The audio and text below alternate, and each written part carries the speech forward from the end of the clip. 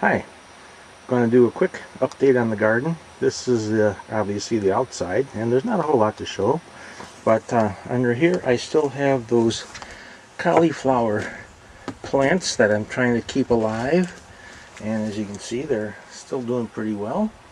There's one there and one over there, and that's an oregano plant that just keeps growing.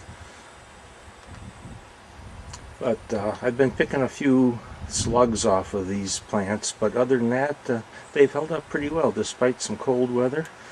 And this 2 days ago this whole thing was buried under about a foot of snow, which actually I think helped it, because one of those nights it got down to 17, which for us is quite cold, and I think the layer of snow insulated and protected it. And under here I hope you can see is my garlic, and it's growing quite nicely. In fact, it's a lot higher now this year than it was last year.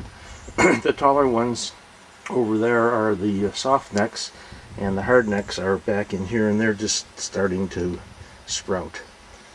But pretty soon they'll be growing up through the tops of the cages, and I'll have to think of something, because the deer will just noodle them off right down to the cage. And over here is a garlic I must have missed from last year. That's where I had them planted, and I must have missed the clove, so we're going to have a volunteer in that spot. But that's really all that's going on out here, so let's go inside and I'll show you what's the update on my hydroponics. Okay, I've got the lights raised up and turned off just for the video. Excuse me, I'm getting over a bad cold, so bear with me if my voice cracks out here.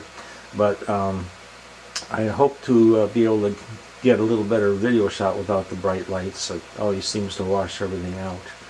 But in this bin over here, I planted the whole bin with all salad fixing things. And in the front here, these two are tennis ball lettuce, and that's a small-headed butter crunch lettuce, something new I'm trying. In the back is Nevada French crisp lettuce, another new one I'm trying. That plant right there is called Fino Verde basil. I never even heard of it before, but I just had to give it a try, and it looks like it's going to be a nice bushy little plant. This one is the same thing, but it's not doing well, and I have no idea why, but I'm trying to keep it going, and we'll find out.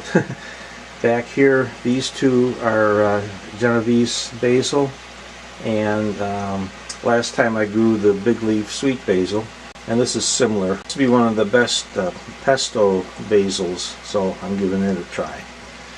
And then over here I have a jalapeno pepper plant, which is starting to develop its second set of leaves, and it's doing quite well.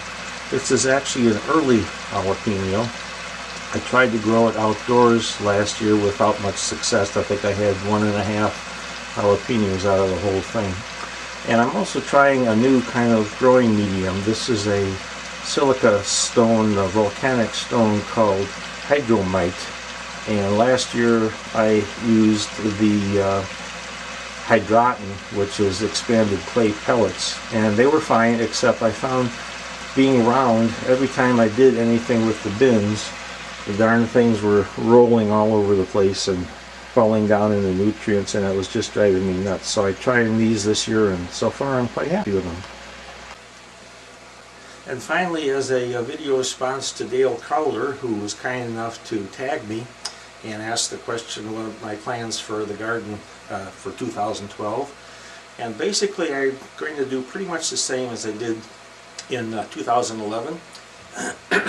I am definitely giving up on peppers and tomatoes, though. I'm going to devote that space to things I know will do well, like more onions, more lettuce, more greens and carrots and that kind of thing.